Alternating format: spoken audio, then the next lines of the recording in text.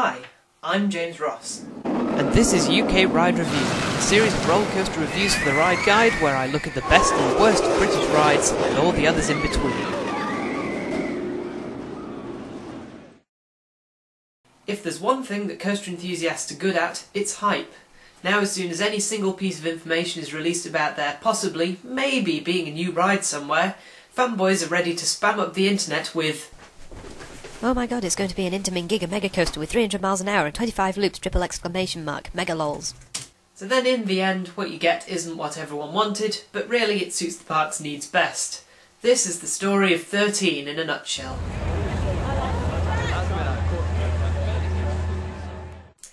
The death of the corkscrew was lamented by many, including some people who didn't even like it in the first place.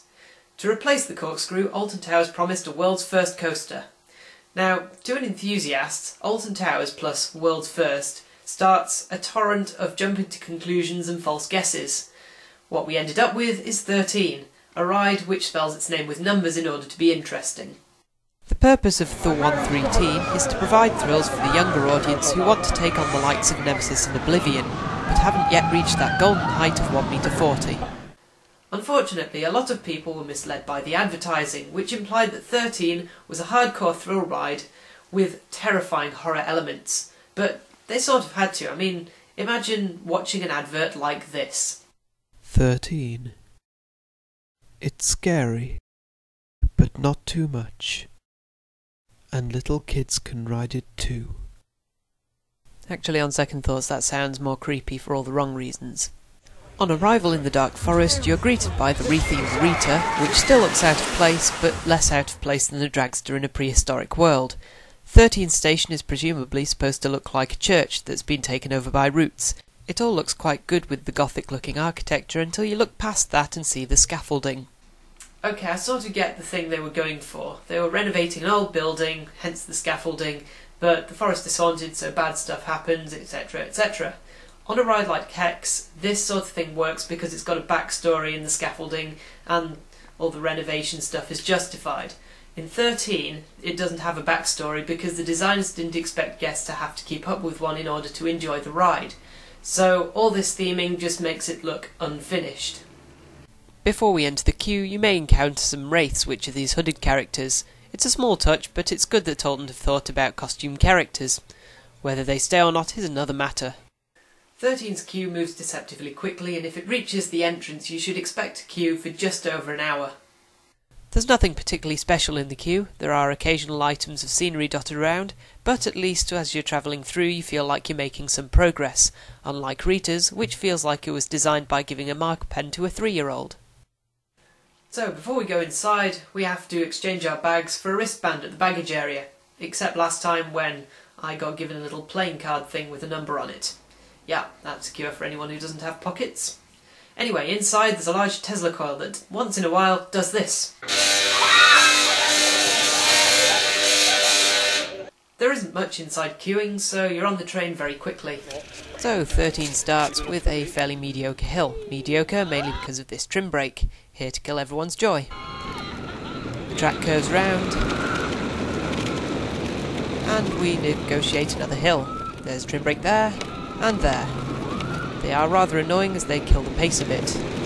There are a couple more curves, followed by this transition, which is rather fun. And we're almost done with the outdoor section. It's not very long, and it's not very interesting.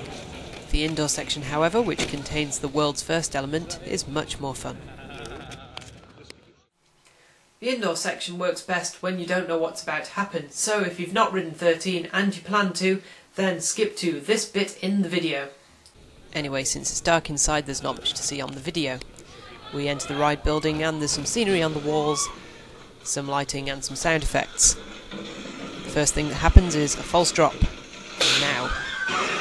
Then there's the real drop, which is the track and the train dropping several metres. The train is immediately launched backwards into a tunnel.